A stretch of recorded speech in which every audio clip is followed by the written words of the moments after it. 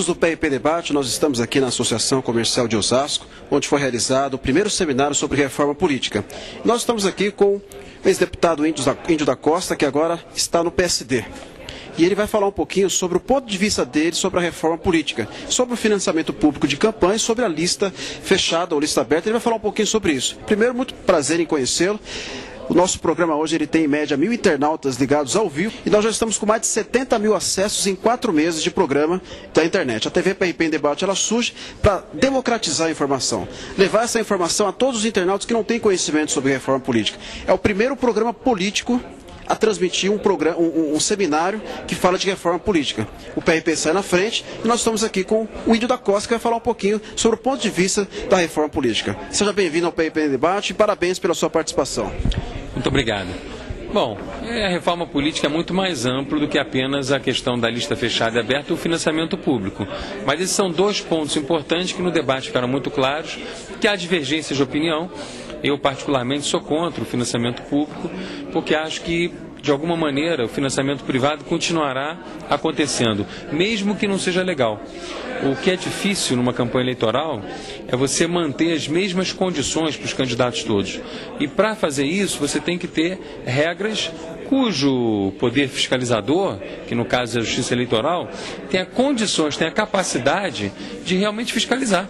Então, se uma empresa privada pagar uma pesquisa que custa muito cara e ajuda a balizar as campanhas eleitorais, é passível do Tribunal Regional Eleitoral descobrir, do TSE descobrir? Não só se alguém contar. Porque uma empresa encomenda uma pesquisa e mostra para o candidato.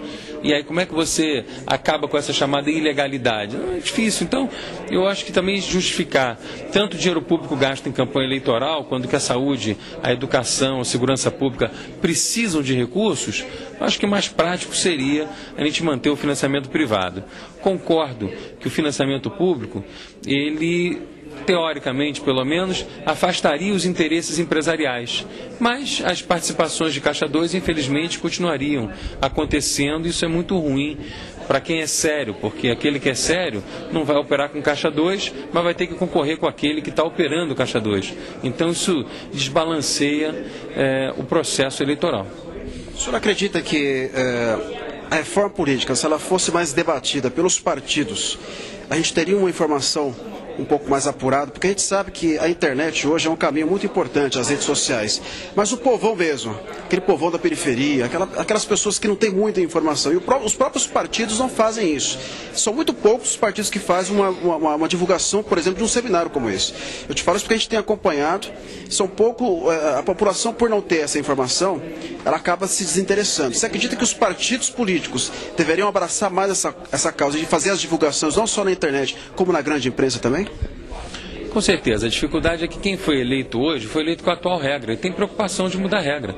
Então, na minha opinião, a população devia participar mais desse debate, como foi na época do Ficha Limpa, que participou e que a gente conseguiu aprovar no Congresso Nacional, dizendo se é a favor do voto em lista, por exemplo, ou se é a favor do voto distrital. Eu sou a favor do voto distrital, sou contra as listas, acho que a lista afasta a população do político, cria de novo no Brasil o voto indireto, né, coisa que já aconteceu, que a gente sabe que não é nada bom, dá um excessivo poder aos partidos, num país que tem 27, 28, agora caminha para 29 partidos. É um excesso. Se tivessem 3, 4, 5 partidos, agora tem um sistema pluripartidário que não tende a ser modificado nos próximos 20, 30 anos. Pelo menos essa é a tendência que a gente analisa, nos próximos 15 anos, digamos.